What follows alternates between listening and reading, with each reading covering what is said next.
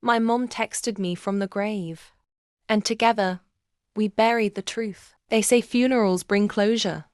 But standing over my mother's casket, watching my father arrive arm in arm with his bleach blonde mistress grinning, like it was a cocktail party, I didn't feel closure.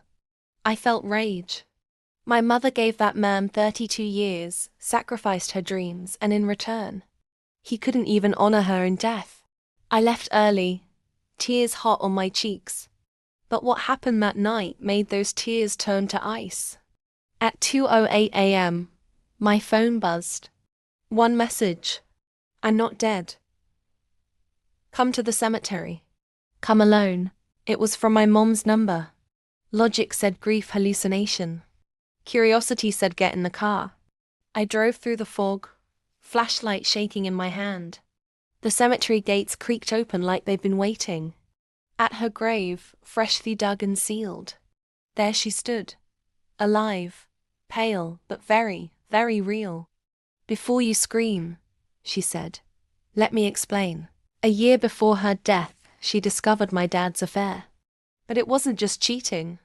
He was planning to kill her and cash in on her life insurance millions. So she beat him to the game. Faked symptoms. Staged hospital stays. Paid off a hospice nurse. Even found a woman with no family to take her place in the casket.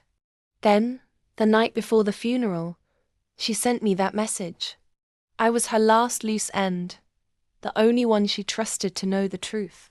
But the real twist, she didn't want to stay hidden. She wanted revenge. So we plotted.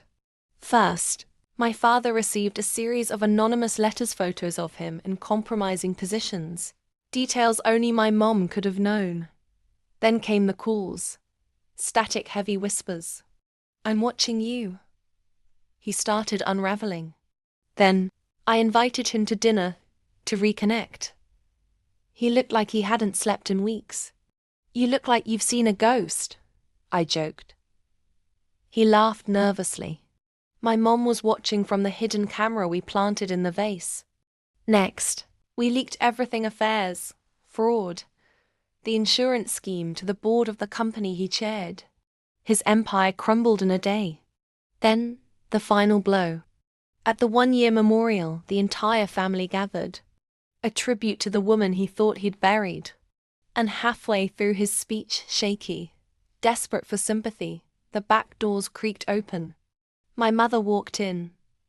Alive, composed, wearing the same necklace he'd stolen and given to his mistress. Gasps. Screams. A fainting aunt. But he collapsed. She leaned in, kissed his forehead and whispered, next time, make sure I'm really dead. The woman buried in her place. Turns out, she had ties to my father's past, someone he'd wronged decades ago. My mom didn't just fake her death. She gave karma a front row seat. Hell hath no fury like a woman presumed dead. Especially one with a daughter who doesn't back down. If this story gave you chills, subscribe now and hit that bell. I share true-ish tales where revenge wears heels and haunts the living. Stay cold, stay cunning, stay tuned.